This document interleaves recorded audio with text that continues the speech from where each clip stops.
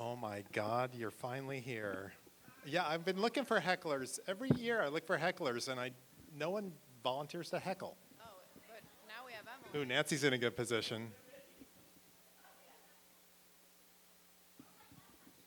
They're coming. Oh my God, they're coming. What? What?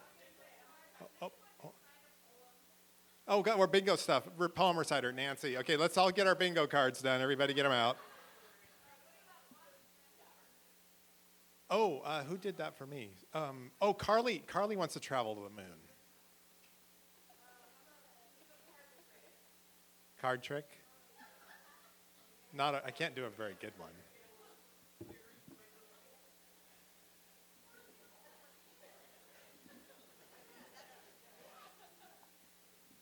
What's with these doilies? Blaine, are these your mom's doilies? Are these your mom's doilies? Yes. What just those are? You know they're serving a purpose, right? No, what is the purpose? The purpose is so this doesn't make a lot of noise. If you have this on the table, it's taking years for me. I can tell the amount of care that's gone into this. Okay, people are still coming, so I'm not going to start. Jenny, you need to say some. Let's.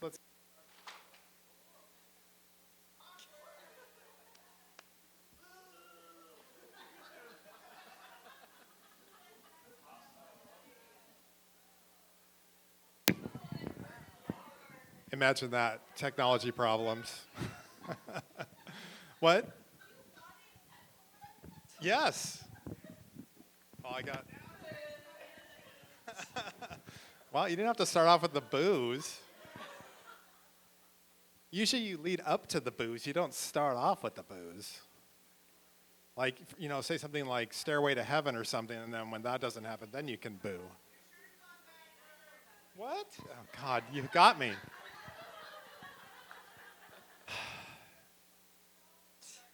What did I drop, Jake?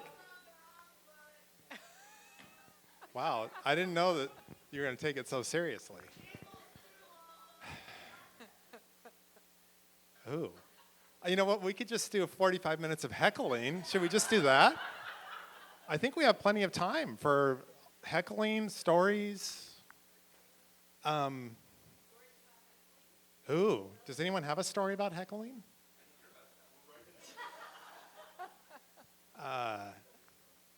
I like that. There's a few people here, Jenny. Yeah, it's looking pretty good. We're filling in. Yeah. Let's start off with a soft welcome to Beaverton Library Story Slam, Staff Edition. Thanks for coming. Woo! So Bad News, Ann the Valley, who's normally the co-host, could not be here today. She says she's unwell. I think it's legitimate. But here's the good news is I've got a co-host in my car once a week, and she's over there right now, Jenny Chamberlain. Give her a round of applause. Thank you. Thank you so much. Happy to be here. Jenny has to ride in the car with, well, she doesn't have to, but she chooses to ride in the car with me. And it's usually once a week, except for when she has book group. So that's a lot of fun. What? Oh, you are going to be trouble. It is a green light, yeah, but not maybe for me, for sure, not for the tellers. You need to shut your yap when the tellers are up here. And so just so you know, the disclaimer is this show is being recorded.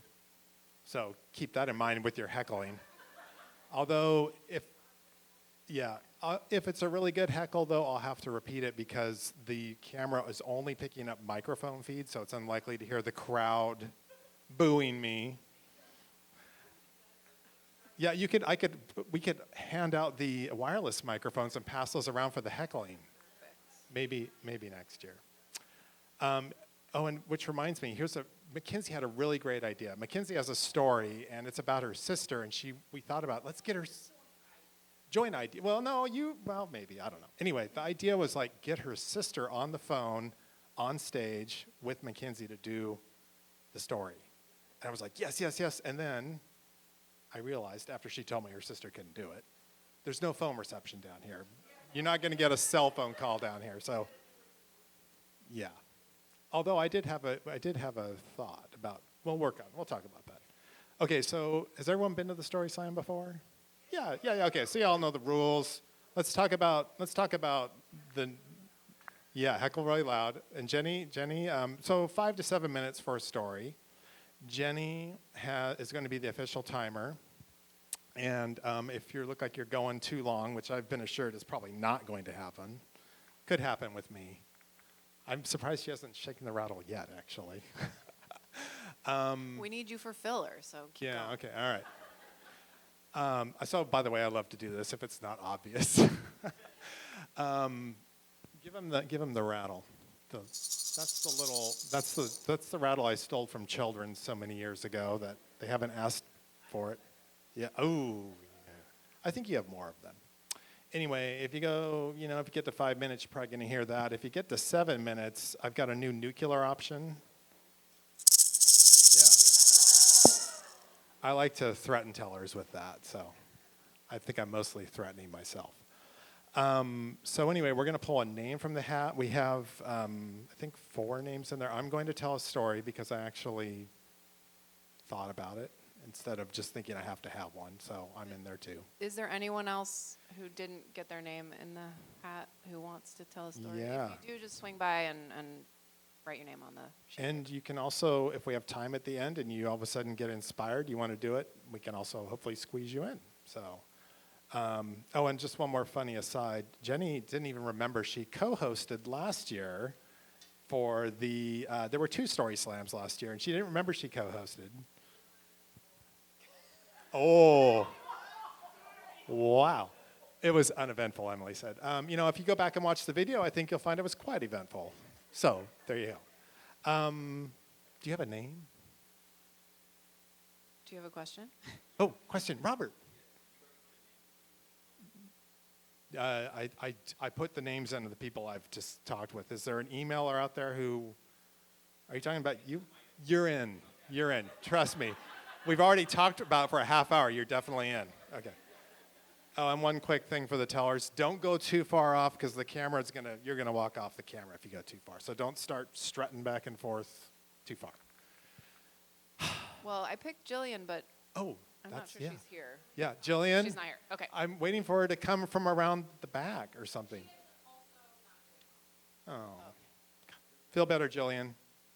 We miss you. She'll watch the video later and know that we missed her. I think your name is already in here, so Yes, I'll I pull put it your eventually. name in. But first up, we have Mackenzie. Mackenzie. Come on up. Mackenzie's a veteran teller. I've only told once. Okay. All right. So breaking the rules. I don't consider myself. I was thinking about it. I was like, I really haven't really broken the rules much. However, my younger sister, who had us at least laughing. So a little bit about me and my younger sister. She's 2 years younger than me. And we grew up to be essentially like best friends. We're still really close. We look a lot alike. If she were ever to come to the library, you'd be like, that looks and sounds a lot like Mackenzie. Yes, we look and sound a lot alike. Anyways, when we were kids, we grew up, one side of our family, our dad's side of our family, played a lot of cards growing up. Anybody else here played a lot of cards growing up? All right, so the game that we played a lot of is a game called Hand and Foot. Now, has anybody heard of Hand and Foot? Yes, yeah, okay. Different. So Hand and Foot, if you play all of it, which you should, I don't think we ever half-assed it, it's a very long game. You play 4 rounds, you're collecting sets, you're going for points, and you're doing dirty to the next person. It's like you're passing garbage cards to the next person is the goal. A little bit of a side note about that. One time we were playing with my grandpa, And I kept throwing him like garbage cards, like 3s or 4s or some really like low point card. And he told me, he was like, if you pass me another 3, I'm going to kick you in the shins. All right, I'm still going to pass you 3s, but we'll see if that shin kicking happens. So anyways, back to my sister. She, like I said, 2 years younger than me. She is the youngest sibling, the youngest grandchild. And so that usually meant she didn't usually win. But she found a solution to that. She all of a sudden became a really good player at hand and foot. We realized later that she was doing this by hiding cards up her sleeve, pushing them under her leg while she was sitting, and all of a sudden, she's doing great. Like, great, good to know. Never playing with you again. And actually, I have learned as a grown-up that she actually doesn't really like playing games and cards. She mostly just did it for the family. Because it was just a thing that we all did and we were all expected to do. So out of my family, my sister is really the cheater of this story, and I'm going to have to tell her afterwards. I was like, you being busy today with work meant everybody only gets my side of the story and not her side, because I'm sure she's got her own side. But in case you're thinking, Mackenzie, have you really never, ever broken the rules? Actually, yes, I have. When, funny story about that is I was a pretty good student in high school and college, et cetera, and I was taking like a gen ed class for biology. I went to Mount Hood Community College right out of high school, and I remember we had like a lab test, and there was a question I didn't know the answer of, and maybe my eyes accidentally strayed to my neighbor's paper, and I saw the right answer, and it's like, I recognize that's the right answer. But you know what I did because I was so afraid of cheating and breaking the rules? I purposely put the wrong answer on there. So that's my story about breaking the rules and cheating. Thanks, everyone.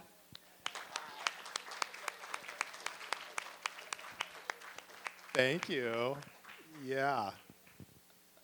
I find it very believable that you're not a rule breaker. That reminds me, when I took German in high school, we had some kind of competition. It was like an oral competition, and there were three or four of the women, girls, in the class it was a thing where we had to go up to the board and write things, and they were shouting out the answers to each other in gibberish, which is another language, right? And of course, most of us didn't know what gibberish was, but they were just cleaning everyone's clocks, and we were all just so upset. But I thought it was, in the end, it was like the German teacher was like, hey, they're using another language, so, that makes them even better than you. So they did not get disqualified, so whatever. Jenny, wait a second, Jenny. Have you ever broken the rules? Me? No, never. I would never. Okay. You think about it while the next teller's up I have here. broken the law. Does that count? Oh. Really? Can you give us a little more than that? Okay, yeah. I'll give you this is a very short one. It's not worth standing on the stage for. When I was about, I'm going to say 4 years old, I was at I've been breaking the law since I was 4. I was at the supermarket with my mom, and they used to have these bulk bins of individually wrapped hard candies. I think it was a caramel, and I wanted it desperately, and I knew my mom would say no. So I put my little hand up in there, and I grabbed a caramel, and I stuck it in my pocket. And then, we went home. My mom did not notice, and I was upstairs in my room, had just stuck this massive caramel in my mouth. And my mom's like calling me like, oh, it's time for lunch, and I'm like, my whole mouth is stuck together with caramel. There's like drool falling, and I'm like, she's gonna know if I don't answer. Like, I didn't know what to do. I'm sweating, and so I'm like, oh, they're there. So I swallowed it down really quickly, and then I was like, but I have this wrapper, and I didn't know what to do with it. I'm like, this is the evidence. I don't know what to do with it. So because my trash can is empty, there's just nothing in it. I'm like, my mom's going to know. So I stuck it in my pocket and then promptly forgot about it. Anyway, you're going to think that I got caught, but I never got caught. And I went on to a long career of shoplifting. That's not true. I did not.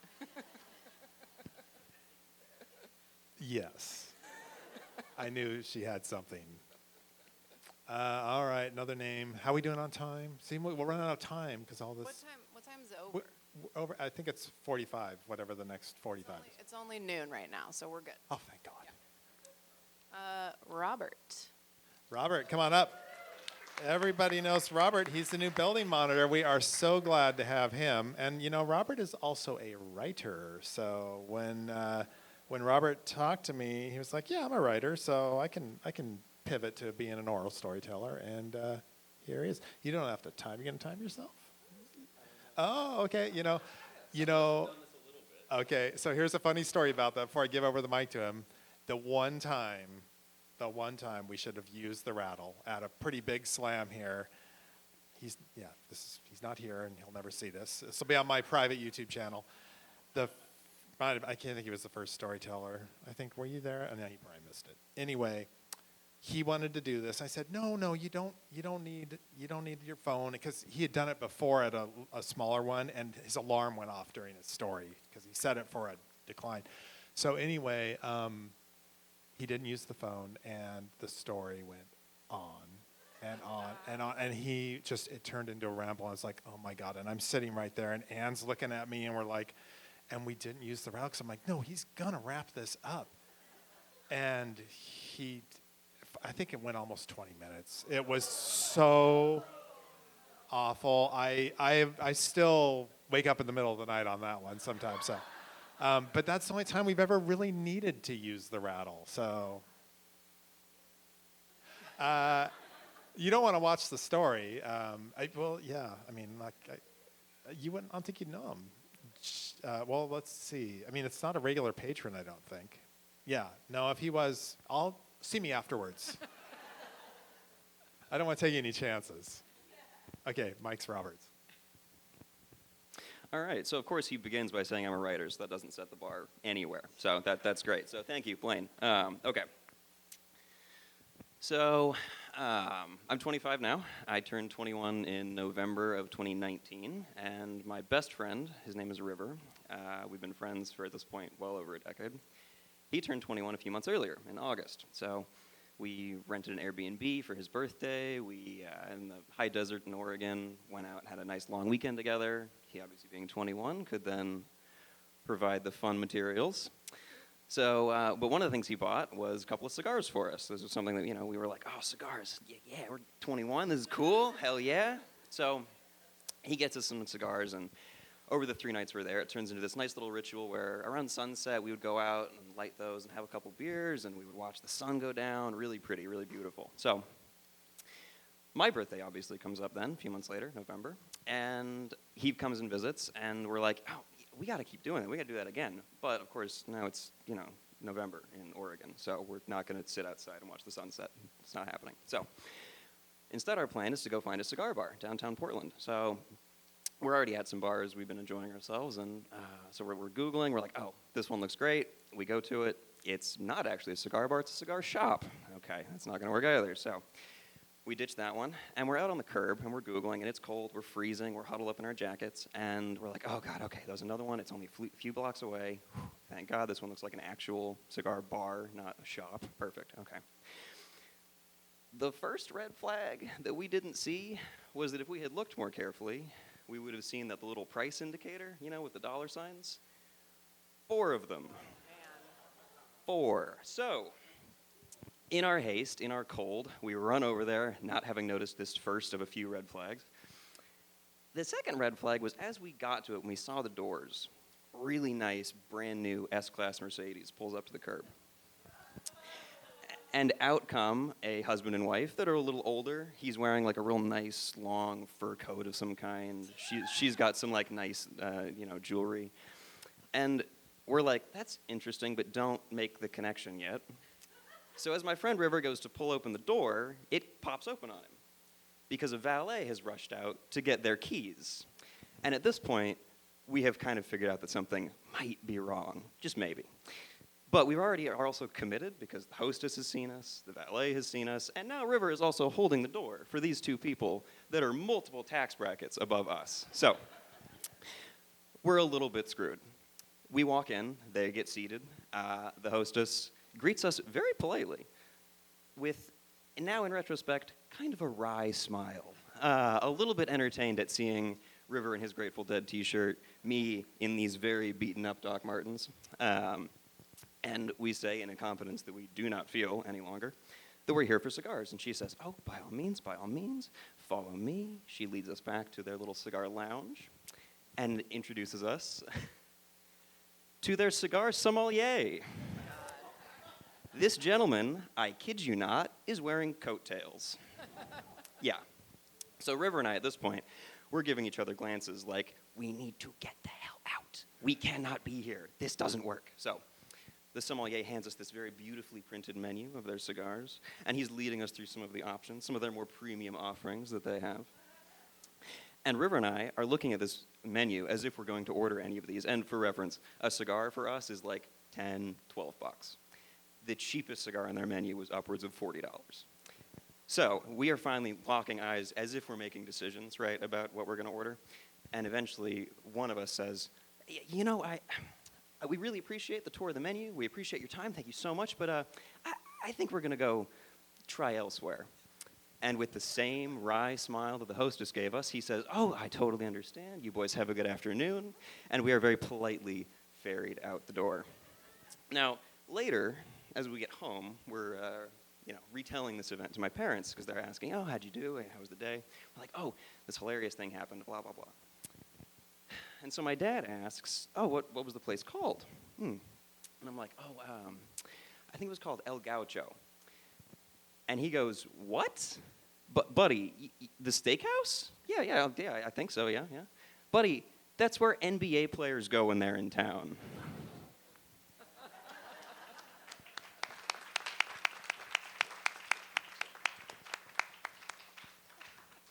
Very nice job. Thank you. Yeah, I kind of feel like you could have gotten away with the outfit in Portland, right? And I'm also thinking that the $40 cigar, which is the cheapest, is probably the $10 cigar you would normally buy. And it's like going and ordering a bottle of wine in a restaurant, right? You don't want to get it in the restaurant because you know what it really costs, and you're paying that extra 400% for the restaurant experience. And is there a corkage fee when you bring in your own cigar? Can you bring in your own cigar to those places? Probably not. But there must be a corkage fee. Maybe it's the fee where they charge to snip the end fee. of the. Nice job. You're a natural. Yeah. Give him a round. Jenny, there should be at least 2 more names in there. Ray, you're up. Ray very gallantly offered to step in if necessary. Ray always has a story if you don't know that. So he's a lock. Okay. So, I have a lot of faults, but lack of self-knowledge isn't, I think, one of them. So I know I'm neurotic and uptight. And at this point, words kind of fail me because the words I wanted to use, Bruce told me, weren't work appropriate and would take everyone out of the moment. So I will just say that I can tend maybe be a little bit judgy. So I'm in shock. So no one is more surprised than I am that last Saturday was my 22nd wedding anniversary. Like, how did that happen? Especially since on the first date, Bruce, my future husband, was breaking my rules so fastly and furiously. At one point in the evening, I was convinced this was an elaborate prank by my friends for revenge. They're like, we have to deal with him. This is it. So, but the day itself was just a speed dinner and a movie. What could go wrong? So the first violation happens at the dessert. I order strawberry rhubarb pie a la mode, one of the best desserts out there. Bruce doesn't order anything because he tells me later, no one over 11's orders dessert at a restaurant, which is wrong. But anyway, I order it, don't think anything about it, but the server arrives with an additional spoon. Bruce picks up the spoon and takes a corner off of mine without saying a word. Okay, now I don't necessarily have a hierarchy of rules, but if I did, number one would be, I don't share dessert. I mean, I enforce that so vehemently and viciously with my friends that if a server even dares suggesting bringing another spoon, if I'm the only one ordering dessert in the restaurant, they reply immediately without thought or hesitation, he doesn't share dessert, just like good little Stepford spouses. So props to them. But this is where the time frame of this story is important because it's November 1999. And I have decided that I refuse to enter the new millennial as a solo act. I mean, I don't care if the band breaks up January 1st, if you know what I mean, but I'm not entering the new year as a solo act. So I just go, okay, I'll roll with it. We're off to the movies. We arrive at 7:05, 5 minutes after the printed start time of the movie. Now, I would be more uptight about this, but I know, looking at the schedule, that I made the reasonable, rational assumption that we will be buying movies at 7:30 because it's playing at multiple screens. We're there a little bit early, but 7:05, we're there at 7:05. Bruce calmly walks up to the box office and asks for one ticket at 7. And I'm just like, no. If you're going to the movies, you're going to the movies, which means you need to be there early enough to stand in line and get your popcorn and soda. I don't care if I just had dessert at the restaurant. You need to be there to see all of the commercials, all the previews. If you're not interested in doing that in the movies, just drag your sorry self to the Blockbuster. I mean, you don't have to go out into public. But, again, kind of chanting to myself, trying to self-smooth, Y2K, Y2K, Y2K. I was like, follow him into the theater. So we get in there because we're like unconsciously, or I can't say that word, but very, very late. It's pretty full. And it's at this point, Bruce just decides, I'm going to go for strike 3. He taps me on the shoulder and goes, I see some seats. And then he proceeds to start crawling over people to get to the seats in the center. And I'm like, no. You don't crawl over people in the theater. If you want seats in the center or anywhere, you get yourself there early enough to get your seat. You should never crawl over someone in a theater. It's rude. And for me personally, I'm usually holding a giant soda and a huge tub of popcorn, so it's like something I physically am not able to do without creating a mess. But I didn't say anything. The date ended. We went on another date, another date, another date, another date. We moved in together a month before Bruce realized we were living together, but that's a totally different story. Me breaking his rules. And we ended up getting married. And so because of that, I've gotten to spend the last 24 and a half years with like the most awesome person on the planet. So basically, in terms of breaking the rules, it turns out that if you break your rules about people breaking the rules, it can be a positive. I'm pretty sure it's math.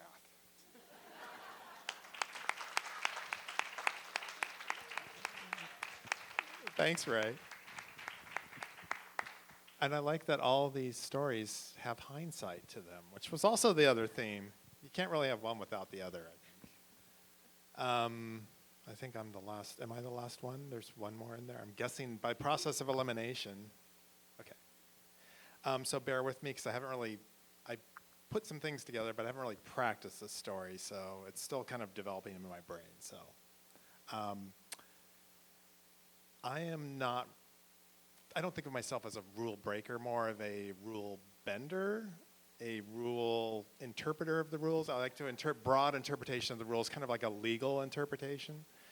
And so I will do that. And, the current climate we have, if you think about it, you've got the Supreme Court, you've got all the other courts, and everybody's interpreting the rules, right? So it just made me think a lot about this theme when I was thinking about this. And like Jenny, my story goes back a long ways. I was probably 8 or 9, and I was an Indian guide, which, does anyone know what the Indian guides are? Does anyone remember? So, sorry, someone said, yeah, like Scouts, yeah. So there were Cub Scouts, which fed into the Boy Scouts, and there were also Indian guides, which was a YMCA thing, and I'm pretty sure that, well, I know that they're no longer Indian guides, and we probably did a lot of cultural misappropriation stuff, but it was kind of like the fringe group that fed into the Boy Scouts, and I didn't want to be a Cub Scout because there were, all these kids, and they had a den mother, and it's like, I don't want a den mother, I just want to be a Boy Scout. And the other thing about the Indian guides, too, was that the fathers went to these gatherings of Indian guides. It wasn't just a den mother with a bunch of Cub Scouts. It was a bunch of fathers with their kids when you met and when you did all these things, whatever they were. I don't even remember. And so, but it seemed a lot more like kind of a dad-son club. And my father was the leader at one point, I think, but he was always there at the meetings. And so anyway, one of the programs, events, things that happened was the Pinewood Derby. Does anybody know what the Pinewood Derby? Della knows the Pinewood Derby. Oh, I see some young folks out here know what the Pinewood Derby is. I need my prop, Jenny. Can you hand me that prop there? Oh, by the way, we got a Scooby-Doo mask. If somebody wants to tell an anonymous story, you can put on the Scooby-Doo mask and tell the story. I heard from a certain party that there was some people who were interested in telling, but they didn't want to do it, in front of people, which I thought made me think, hey, this would be fun to build a confessional booth and do this so maybe that's another one. Think about that anyway. But the Scooby-Doo mask would work for today. Anyway, I digress. Don't rattle me, Jenny. We got plenty of time, right? Yeah. Oh, okay. Oh, well, now I have to hurry up, Della. Okay, so this is actually not an official Pinewood Derby car, but it could be. And this was given to me by a friend who, at the time that he gave it to me, I drove an Opel GT, which is a little miniature Corvette. 2-seater, and oh god, that car was a lot of fun. And I broke a lot of rules on that car. And one of the fun things about that was I would go to court, because back in the day you could go to court and you could argue to the judge. I would plead guilty with explanation, and maybe you had a $150 ticket, and it would be like, well, you either had to, if you pled not guilty, then you had to set another date and have either a jury or a judge in a trial. But if you pled guilty, you could just show up and hopefully get out of the ticket. So frequently I would go to court and represent myself and get a $150, $200 ticket reduced to $20. So it was a really good deal. You can't do that anymore, so don't try it at home. Especially at the Beaverton. I went to the Beaverton traffic court once. I didn't do very good. Now they just give you a percentage. I can give you 30% off. Sign here. Anyway. So again, I digress. I told you this would happen. So the thing about the Pinewood Derby is it's kind of meant to be like a father-son project, and you get this block of wood and 4 wheels and some nails, and you and your father or parent or guardian or whatever are going to make this car. And so my father was an engineer, and he was a structural engineer, and he was all about design, and he, very much like what you encounter nowadays, he didn't want to take the project over, but he was very involved, and he had his treasure in the garage was a radial arm saw, which was this big gleaming machine with a giant blade that no one could get near.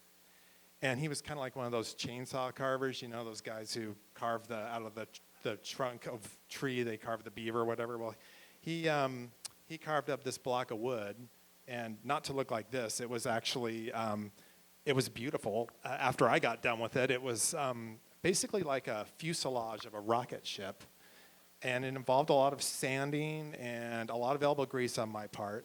But we had a good time, and he spent a lot of time explaining all the things to me. And I think he even let me use the saw once or twice, which was a big deal, as is evidenced today by my lack of fingers. So anyway, we get this car put together, and there are some rules, which I'm pretty sure he read. I'm not sure how closely he read them. And I did go back and look, and the rules still exist today, because the Derby still exists today. And one of the rules is you can add weight, but not, the car has to be under a certain weight, which we did. And I was a little suspicious, because where he added the weight seemed very covert, and like it was kind of embedded in the car, and I was painting over it and things like that. It seemed like we were maybe disguising the weight a little bit. But the other thing he did was, and this was what turned into a problem, these cars had a place where you would put the nail and as the axle and put the wheels on them. Well, like a true engineer, he said, screw this. This is the wrong way to do it. You need to drill a hole through the car and put in a graphite axle and then mount the wheels on that. I mean, and I'm sure he gave me long explanations about Newton's laws of physics and blah, blah, blah. And I was like, whatever, Dad. So he put these axles on, and we go to this Pinewood Derby. It was like in a school gymnasium, and we show up there, and it was, the bleachers were folded down. There were a lot of people, maybe 100, 150 people, spectators, all the parents with their kids. And we didn't really know anyone. It was mostly those damn Cub Scouts. I don't know if there were any other Indian guides there, but we get there, and it's going really well. There's the track house, probably can take 10 cars, and they line them all up, and they pull up the thing, and the cars all shoot down the track. And my car was kicking ass. I mean, it was, the nearest competitor was 10 or 15 feet behind my car. And I don't even know how many heats we ran before the officials said, okay, let's take a look at this car. And I just remember, like a huddle of men around this car, and I'm sure my dad was over there arguing his case, and I don't remember much of anything other than that the crowd got very silent while this went on. And the next thing I know, we're doing the long walk of shame out the door. And people are looking, hopefully with sympathetic eyes, but they were probably also thinking, get those damn cheaters out of here. So yeah, that's about all I remember about that, but it got me, and who knows what my dad, I don't remember any conversations about it, or, I'm sure he felt terrible, and I'm sure he had to explain something to my mother about why we were home with a DQ on our sheet, but it did make me think that, did we stop at the DQ? That I think I would remember that. I don't think we did. Maybe we did. But it made me think a lot about my father and how he really loved us all very much and took care of us. And he had to figure out his way to navigate the rules, because, society rules are a very gray thing. They're not always black and white. And, there's times where you should break the rules, I think. And, we have red and blue rules here now, right, at the library. And, there's some rules, that are probably pretty clear they shouldn't be broken, like murder. Probably shouldn't murder anyone. There's probably some other ones. But, there's some that'd be like, it's okay to break that rule, and maybe it's a good idea to break that rule. And so I think he had to figure all that out. And my oldest brother he was the black sheep of the family, and my father, they were always at each other's throats, and he was the classic hippie and everything. And, it just never worked out, and he basically ran away from home and was estranged from my father for many years. And, I think my father learned a lesson from that with the rest of us. And my second brother, he was the angel, Boy Scout, Eagle Scout, honor student, and when he ran away from home, he left a note saying, "I've left my viola at school. Can you have let the teacher know and go pick it up for me? And by the way, this is where I'm running away to." So that's the kind of guy he was. And then my sister always loved to tell the story of when she was in 8th grade, she snuck out of the house in the middle of the night, and she went downtown to buy Bay City Rollers tickets. And he found out about it and went down there in the morning when he discovered she wasn't there, and found her in line, and he was very upset. but he let her stay in line and get the tickets and go to the concert. So, he learned something from that. I think he really respected the fact that she went that extra mile to get those tickets. And, for me, my parents divorced when I was 14, and he was always there for me, helping me, because I basically took care of the house after that, did all the plumbing and roofing, and I learned a lot of things, and he was always on the other end of the phone to help me out with that, or he would show up and help me do whatever the job was, and so I really appreciated that about him, and he's not here anymore, but and my mom, don't leave my mom out either. She was just like that too, and I think it's important to recognize that in our parents and whoever else helps you with that, and know that it's okay to break the rules sometimes, and sometimes the rules really should be broken, I think, and sometimes we have good reasons, sometimes we don't, but if you don't take a chance, if you don't, think how dull it would be if nobody broke the rules. So anyway, that's my story. Thanks a lot.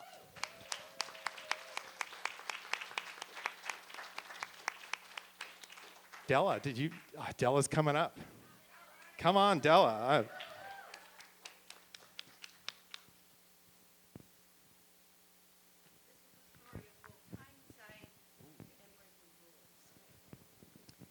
It involves my son. He was in high school, and I was working at a library, and we went on a student trip that was mostly coordinated by a lady who was a school bus driver, and she wanted to take trips, so she would organize these trips with a few adults. She didn't really intend to have any students along. So she would sign up through these student tour groups and take her adults to Germany and France and stuff like that, and it was fabulous. Well, this was, my son is finishing up high school, and I'm thinking, spring break, let's do this together, mother and son. We went to Spain. It was marvelous. We saw all these beautiful things and learned all this historical information. It was great.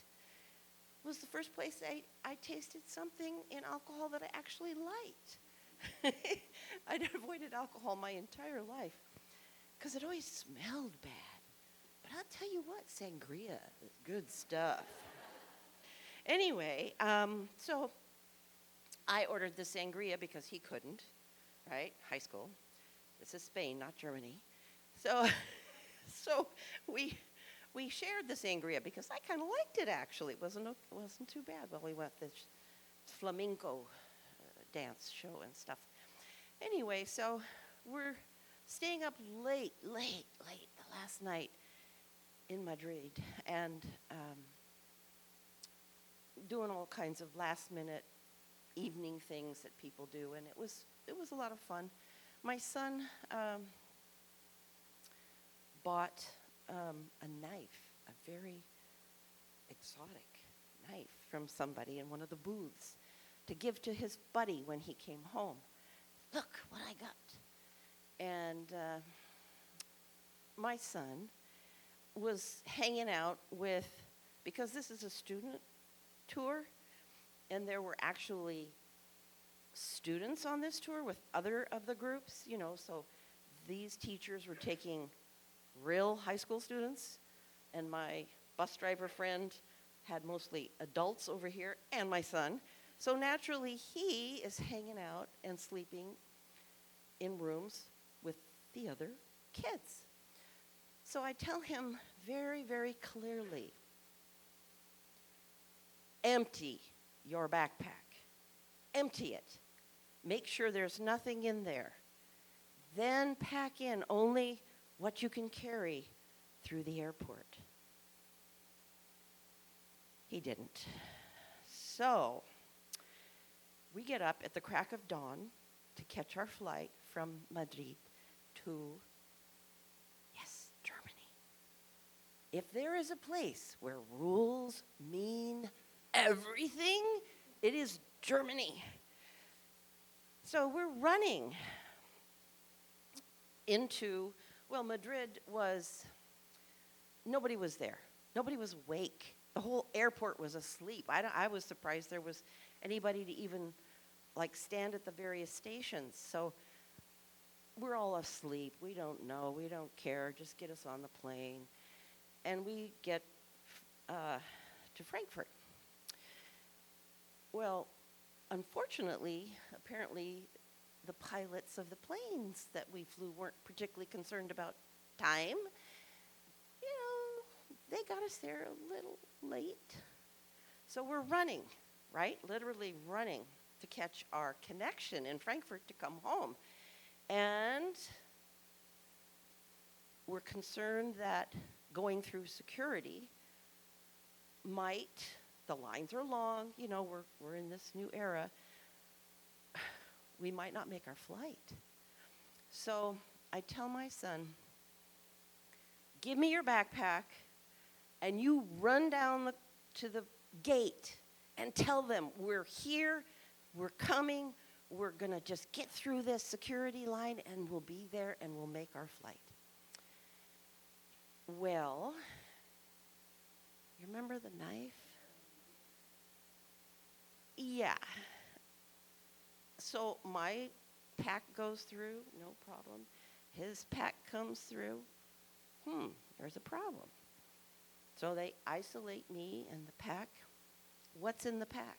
Well, I don't know. It's my son's pack. I don't know what he put in there. Well, you got any explanation for it? Well, just open it up and look. I don't know. Oh, my. You know, there's a certain length at that time that you could take a knife. Oh, it's like nowhere near that. So they haul me off to the side and trying to figure out what to do with me because this is actually my son's pack and they know it's his pack and he's wandering around the airport. Maybe he's a terrorist. Maybe he's going to do something stupid. Those young, you know, hormone-driven young people, and he's got this knife in here, and maybe he's going to do something else. So they're trying to decide whether they should chase my son or arrest me or arrest both of us because he did not empty the backpack and put the knife in the suitcase. No. He left it in his backpack, and I was carrying it through security.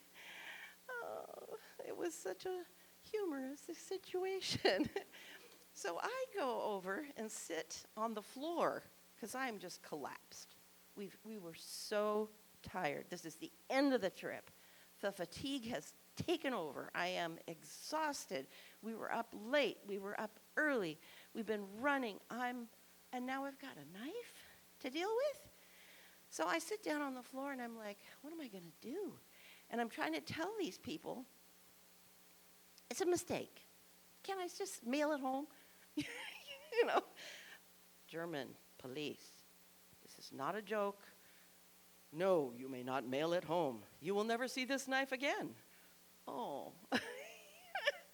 So they have all these forms that you got to sign off in German. Sign away your life. Yes, I did it. I don't know what the hell I'm doing, but yeah, I got to sign here. Okay. And then they were very kind about letting me write a letter to accompany these forms to the judge explaining how it is I was so stupid as to come through security with a dangerous knife. So I wrote out a little note to the judge. And then they got to figure out what to do with me. Do they arrest me? They don't arrest me? What are they going to do? Finally, they decide that I'm honest. It's true. I was an idiot. There's a knife, but it's not my fault exactly. There was no ill intent. So they let me finish security quite a bit later. And I go to the gate. The plane is leaving.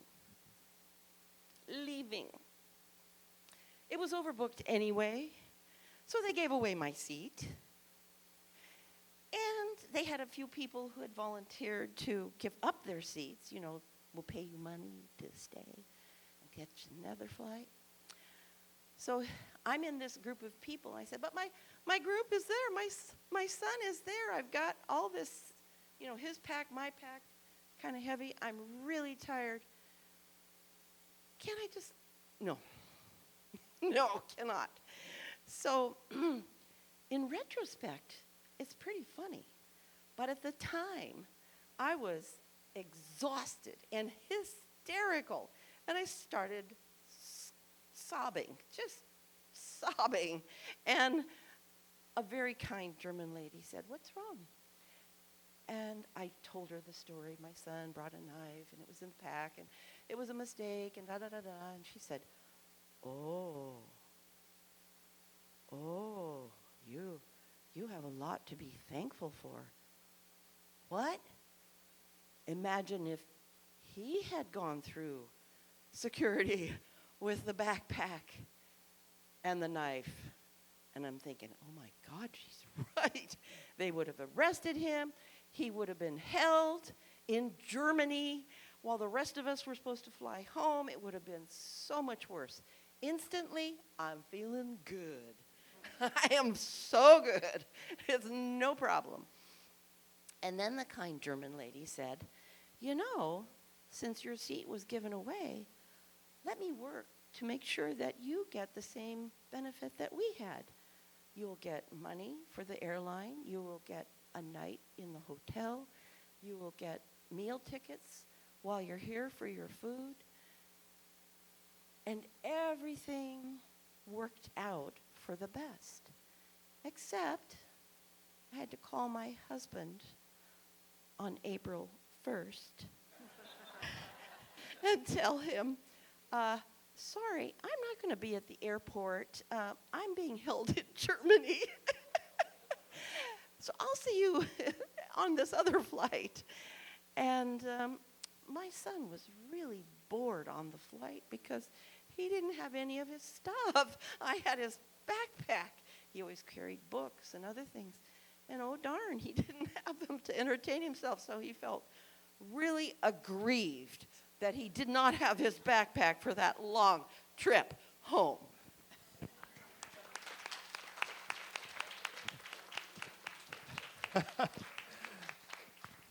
That was a fantastic story. Thanks for just pulling that off your cuff. That was a great job. Yeah, nice delivery. You better come back next year, Della. Assuming they let us do this again next year. You never know, we're going to get canceled, Jenny. How are we doing on time? We're probably, anyone else out there? It's about 12:37. Oh, we're almost done. I think we're pretty much out. Any last minute heckling, Emily? Emily. Oh, Wendy. Wendy's coming up. All right. Wendy Fjorden.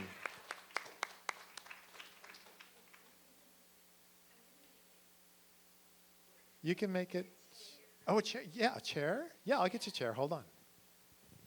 Because I'll get shaky, and also the chair can be part of the story.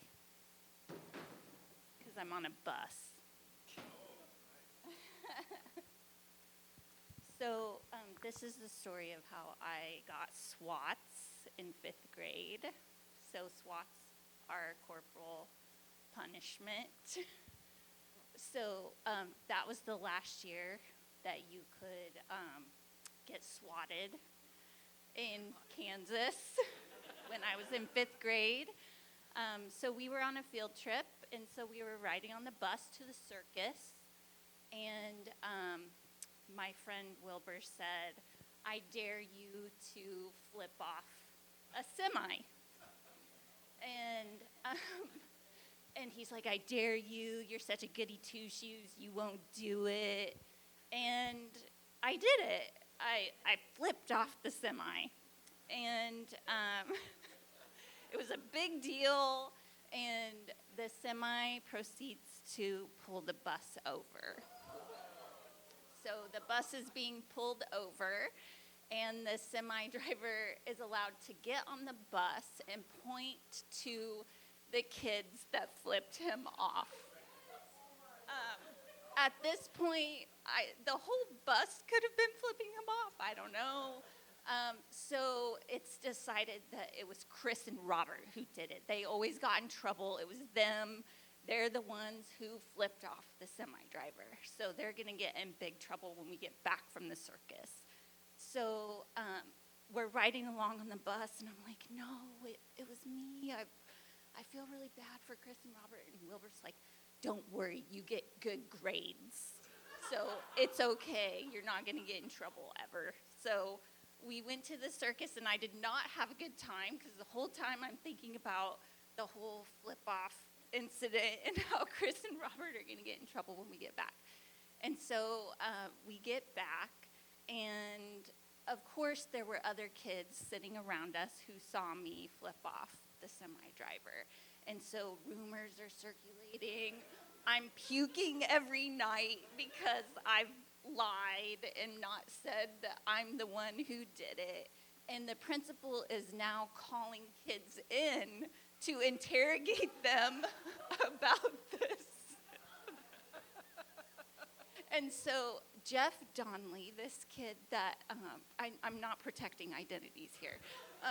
Jeff Donnelly and I had an ongoing conflict, out at recess, and we just did not like each other. And so he goes in, and he has told everyone, I'm going to tell the principal that Wendy did it. And so I'm called in next to the principal's office, and I bust in, and I say, I did it. I flipped off the semi-driver. It was me, and I profess my lie. So, so my choices were to get 3 SWATs or to not go on the next field trip to Marlin Mansion and Skate World. So I'm not going to miss going to Skate World at all. So I choose the 3 SWATs, and principal calls my parents and has to get permission, can she get the SWATs? And there is a literal board in the office with the holes in it and everything, so I already know what's going to happen. And so during recess one day, I know. So before this happens, my 5th grade teacher, who I will forever love, calls me to her desk, and she says, you're still a good girl, even though this happened. So I'm first at recess. I guess Chris and Robert also did something else to deserve SWATs, because there was a line, so they were behind me. So so I go in, and I get the 3 SWATs, and I come out, and they were like, did it hurt? And I was like, look, I'm not crying, it's fine, And they're like, we're not going to cry either. And so they go in and get their SWATs. So we go to Skate World, and I feel like I've really earned this field trip at this point. I'm going to have a good time. And my best friend falls down, and her whole hand swells up because she broke her hand, but she had a ring on. And I went with her across the street to the car dealership where they cut her ring off of her finger, and I missed skating. I missed the whole thing. So that is the story of how I got SWATs in 5th grade.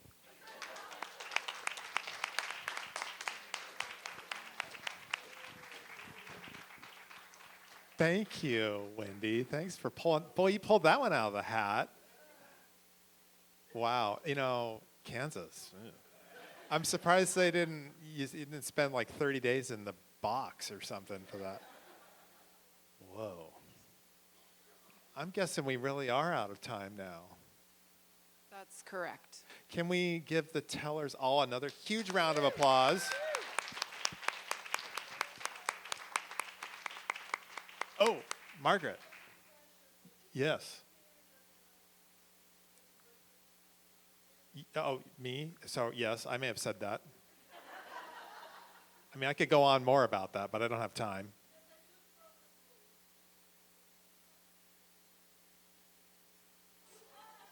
Why did you TikTok me? Oh, you made it. Oh, so we can, okay, so everybody can check off Margaret for TikTok. Okay. All right. Please destroy video. What is TikTok?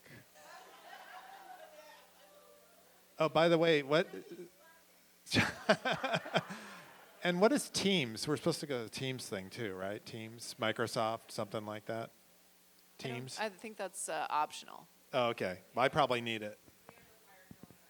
Okay. I was mostly just dissing Teams, but whatever. Yeah. What? Oh, okay. Oh, encouragement. Thank you for coming, everyone.